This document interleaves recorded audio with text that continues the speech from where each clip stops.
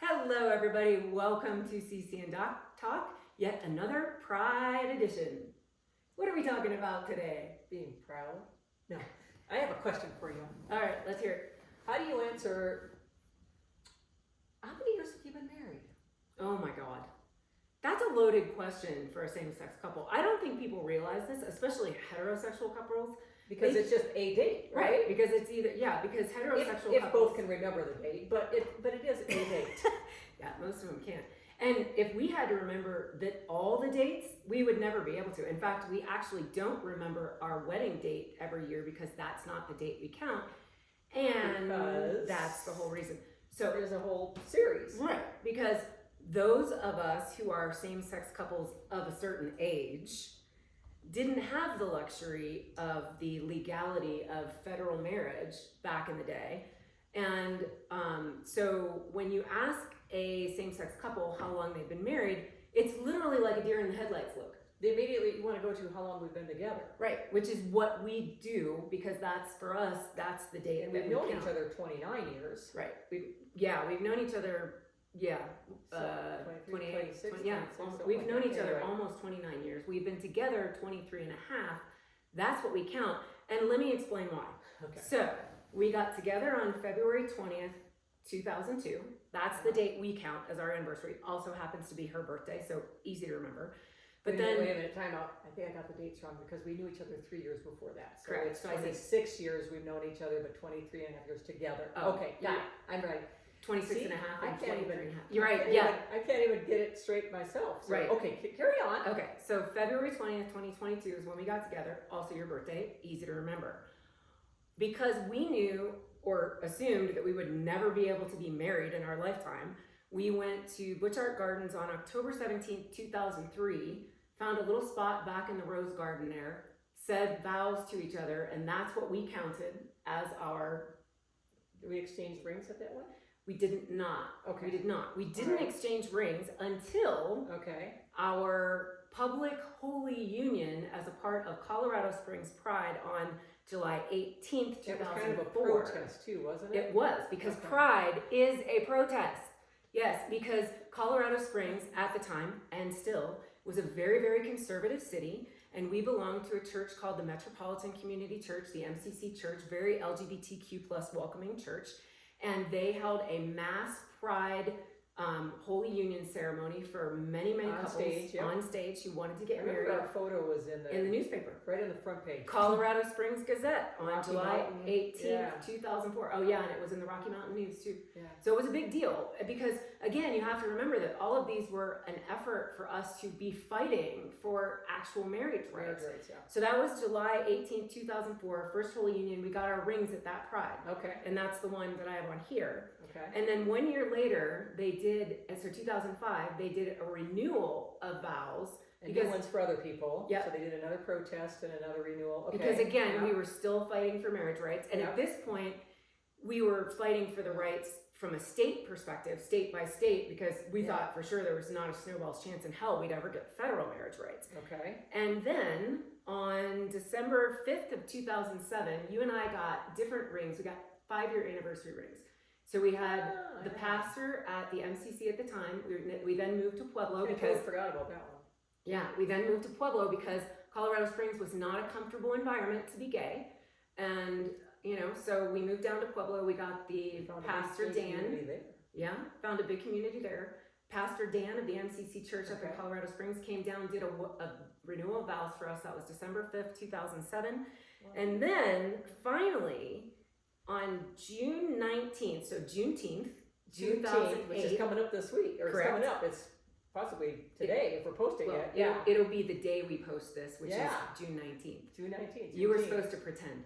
Oh, okay. Anyway, Juneteenth. So that was 2008. It was 2008. So 17 years ago. But we never remember it. What happened was we were in San Francisco on business, and all of a sudden, I remember well. Yes, all of a sudden, the mayor there, Gavin Newsom, decided that he was going to legalize marriage in the state of California. or at least in San Francisco. I think it was the state, because right about then Prop 8 was circulating, and that was like the anti-marriage, the anti-same-sex marriage thing. So he literally declared same-sex marriage legal in San Francisco. My sister happened to be in town. We literally blew off the day, went to the courthouse, got married. Yep. And that one ended up in, that picture ended up in a San Francisco newspaper. Yep. Our friend Lynn Friedman took that. She became our friend Yep. after that. Lynn Yep. Friedman took that awesome photo of us on the courthouse steps. Yep. I'll share that in the video here. So that was that, and that, but then 2008, still, that was not a legally recognized marriage in Colorado. Well, we took that marriage certificate and put it in a file cabinet. Right, because it wasn't recognized in Colorado. We were never going to live in the federal level. Wasn't recognized at the federal So level. basically, it was a piece of paper. And we were never going to live in California. So piece of paper, put in the thing. Again, part of our trying to be part of the movement to get federal marriage legalized. Yeah. And then Prop 8 happened in California.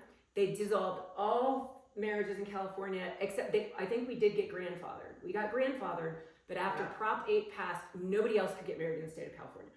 Okay. And then, lo and behold, in May of 2013, Colorado became enlightened a little. And they allowed us to have a civil union, which is a civilly recognized union, but still not a marriage, because, God forbid, you should be able to get married if you're not a man and a woman. So Colorado recognized same-sex civil unions. So we became civilly unionized in Colorado. That was May 2013.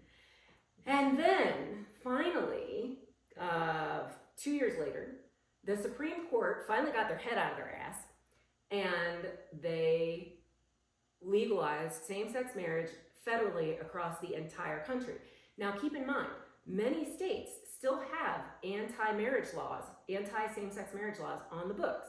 So that means that if federal marriage ever goes away, which by the way, at least 9 states right now are petitioning the Supreme Court to go back and overturn same-sex marriage, just like they did Roe v. Wade. So don't tell me it can't happen.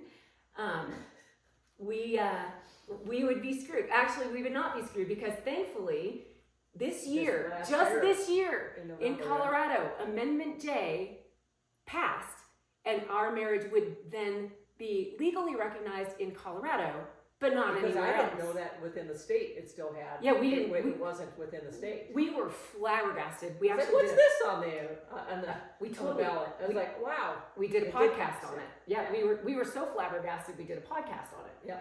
So back to your original question. How long have we been legal? Oh, and then we didn't even know we were legally federally married, because again, that certificate went right in the drawer. Yeah. Why don't you tell them how we found out we were actually legally federally married? Because we thought if we ever got to be legally federally married, we would go to like Hawaii and do this big thing with family at the Grand Line. We were planning this big ass wedding if it ever happened, but it was very anticlimactic. Explain that, because that was funny. I was in the office one day and I went back to my computer. I remember I was in a meeting and I went back to my office and I looked at this email that came from HR that said, now that it's been recognized at a federal level, if you have been married in any state and have a marriage license, submit it, and we will change your medical benefits so that you have a recognized spouse. And the biggest difference was, because Cindy was able to be on my corporate medical, but all of the premiums were paid after tax. And so as soon as it became legal at the federal, then you were allowed to get your premium pre-tax. And so it said, if you have a marriage certificate from any state, submit it, and we will change the benefits in the system effective immediately. And by the way, that was only because of initiatives like DEI that allowed domestic partners who weren't legally married to even have benefits. So FYI, even though it was after tax, at least they were allowed. But that didn't happen in the very beginning either. No, that wasn't allowed. That came along the way somewhere with this federal years. Yeah. But I guess my point is, DEI's now gone. So just saying. Anyway, back to you. So anyway, I remember I actually came back to the meeting and I had tears in my eyes, because I'm like, oh my gosh, I think I just got married. I was just like, I know, like married and recognized as married. And I was like, that was kind of, where's the very bouquet? emotional. Yeah. So anyways, we were then married And had you came home. Do you remember when you came home and told me so she worked in downtown Denver and we lived on a little water ski lake in Denver, and I was down at the boat getting boat ready because when you came home we used to do a ski run.